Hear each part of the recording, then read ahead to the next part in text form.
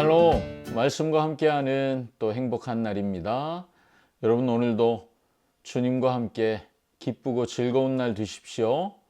기도하고 시작하겠습니다. 사랑하는 주님, 복된 날 주셔서 감사하며 이 하루도 하나님과 함께하는 은혜의 날 될 것을 기대합니다. 말씀을 통하여 우리를 가르쳐 주시옵소서. 예수님의 이름으로 기도합니다. 아멘. 오늘은 누가복음 20장 20절부터 40절까지 말씀입니다. 자, 말씀 듣고 와서 또 나누도록 하겠습니다. 이에 그들이 엿보다가 예수를 총독의 다스림과 권세 아래에 넘기려 하여 정탐들을 보내어 그들로 스스로 의인인 체하며 예수의 말을 책잡게 하니 그들이 물어 이르되 선생님이여, 우리가 아노니 당신은 바로 말씀하시고 가르치시며 사람을 외모로 취하지 아니하시고 오직 진리로서 하나님의 도를 가르치시나이다. 우리가 가이사에게 세를 바치는 것이 옳으니까 옳지 않으니까. 예수께서 그 간계를 아시고 이르시되 데나리온 하나를 내게 보이라. 누구의 형상과 글이 여기 있느냐? 가이사의 것이니이다. 그런즉 가이사의 것은 가이사에게, 하나님의 것은 하나님께 바치라. 하시니 그들이 백성 앞에서 그의 말을 능히 책잡지 못하고 그의 대답을 놀랍게 여겨 침묵하니라.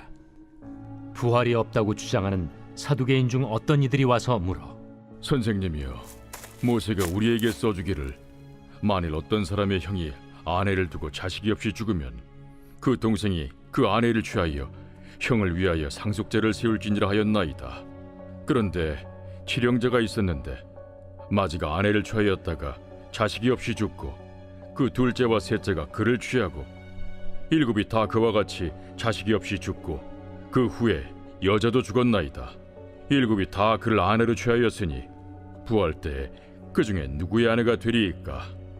이 세상의 자녀들은 장가도 가고 시집도 가되 저 세상과 및 죽은 자 가운데서 부활함을 얻기에 합당히 여김을 받은 자들은 장가가고 시집가는 일이 없으며 그들은 다시 죽을 수도 없나니 이는 천사와 동등이요 부활의 자녀로서 하나님의 자녀임이라. 죽은 자가 살아난다는 것은 모세도 가시나무 떨기에 관한 글에서 주를 아브라함의 하나님이요 이삭의 하나님이요 야곱의 하나님이시라 칭하였나니, 하나님은 죽은 자의 하나님이 아니요 살아있는 자의 하나님이시라. 하나님에게는 모든 사람이 살았느니라. 서기관 중 어떤 이들이 말하되 선생님, 잘 말씀하셨나이다. 하니 그들은 아무것도 감히 더 물을 수 없습니다. 아멘. 오늘 말씀도 두 부분으로 나누어 볼 수가 있는데요. 먼저 20절부터 26절까지 로마의 황제죠, 가이사에게 세금 내는 문제에 대한 논쟁 이야기가 있습니다. 예수님을 체포할 구실 그리고 기회를 찾고 있는 종교 지도자들이 예수님께 사람들을 보내요. 그리고 예수님이 난감해할 질문을 만들어서 그 질문을 던집니다. 그 질문은 뭐냐 하면 황제인 가이사에게 세금을 내야 됩니까? 말아야 됩니까? 하는 질문이었습니다. 내지 말라고 하면 총독에게 바로 가서 고발해버리면 되는 거예요. 또 내라고 하면 유대인 지도자의 자격이 없는 거죠. 그렇게 궁지에 몰아넣을 질문이라고 생각하고 가져온 거예요. 근데 예수님이 데나리온이라고 하는 동전 하나를 가져오라고 하고, 그리고 그들은 상상도 못할 대답을 하시죠. 가이사의 것은 가이사에게, 하나님의 것은 하나님께 바쳐라. 이것이 예수님의 답이었습니다. 당시 로마의 세금을 징수하는 담당자들이 누구였냐 하면요, 산헤드린 공회라고 하는 유대인 종교 지도자들이었습니다. 지금 이 예수님을 미워하고 핍박하는 사람들이 산헤드린 공회에 속한 사람들이에요. 자기들이 세금을 걷고 있어요. 누가복음 16장 13절에서 예수님이 뭐라고 말씀하셨냐 하면 집 하인이 두 주인을 섬길 수 없다. 그래서 그 두 주인이 뭐라고 그랬냐 하면 너희는 하나님과 재물을 겸하여 섬길 수 없느니라. 예수님이 말씀하셨거든요. 로마에 낼 세금을 걷는 종교 지도자들, 그들은 이미 황제 편에 서 있죠. 그들의 주인이 누구겠어요? 그래서 예수님이 겉으로만 경건한 종교인 행세를 하고 있는 그들을 향해서 이 말씀으로 두 주인 섬길 생각하지 말고 하나님 편에 서라. 가이사의 것은 가이사에게 주고 너희는 하나님 편에 한 주인 되신 하나님만 섬겨라. 그렇게 지금 촉구하고 있으신 거죠. 자, 예수님의 이 말씀에 그들이 보인 반응이 뭐였어요? 회개가 아니었습니다. 그들은 할 말이 없어서 침묵할 뿐이었습니다. 예수님이 그들에게 주신 기회죠. 회개할 기회를 주셨지만 그들은 그 기회를 또 놓치고 말았습니다. 20절부터 40절까지는 부활이 없다고 믿는 사두개인들과의 부활 논쟁 이야기입니다. 사두개인들이 모세의 법을 근거로 해서 부활이 있을 수 없다, 이 사실을 자기들이 증명하려고 형제가 7이 있었는데 모두 죽었어요. 형이 죽으면 동생이 그 형수랑 또 죽으면 동생이 그 형수랑 한 여자랑 7 형제가 결혼을 했어요. 다 죽었습니다. 그러면 부활하면 부활의 때 이 아내는 진짜 누구의 아내가 돼야 합니까? 라는 질문이었죠. 앞에 나누었던 이야기처럼 예수님을 곤란하게 만들려고 하는 의도로 던져진 질문이었습니다. 예수님은 부활의 삶에 대해 설명하시면서 이렇게 말씀하세요. 부활의 삶은 죽음이 사라지는 삶이기 때문에 그때는 서로 결혼하는 일은 없다. 혈통을 잇기 위해서 결혼하는 것, 그런 건 없다. 무의미하다. 부활의 때, 지금의 때가 아니라 부활한 저 세상의 삶은 천사와 동등한 삶이다. 이렇게 설명하시죠. 그리고 예수님은 출애굽기의 장면을 사용하셔서 모세가 하나님을 말하는데 이렇게 말했다는 거예요. 아브라함의 하나님, 이삭의 하나님, 야곱의 하나님.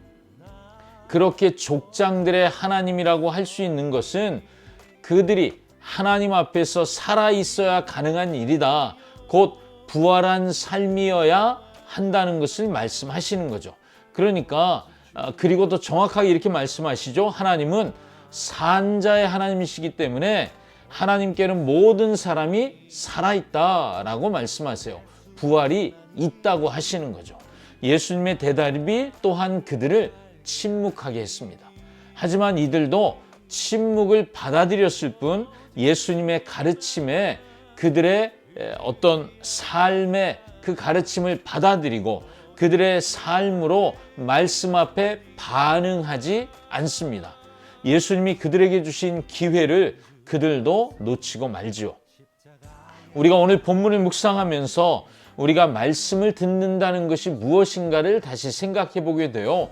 여러분, 하나님의 말씀을 듣는다는 것은 하나님이 주시는 기회인 것을 깨닫게 됩니다.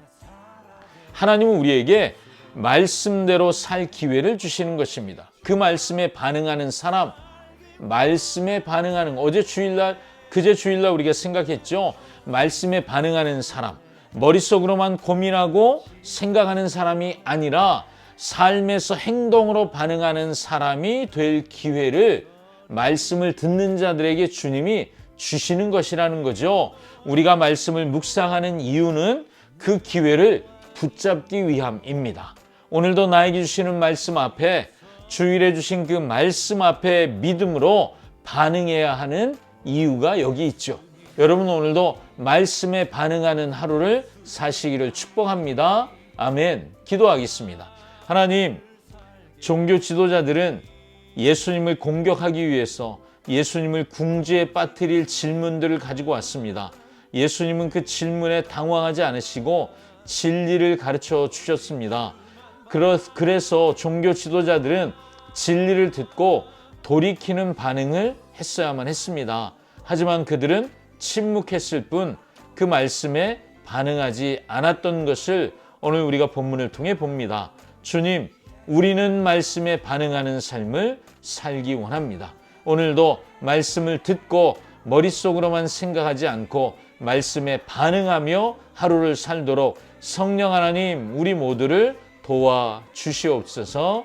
예수님의 이름으로 기도합니다. 아멘.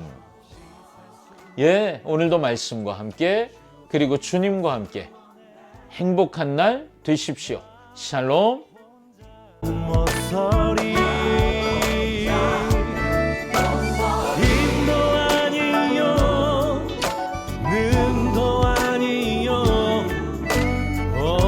주의 성령을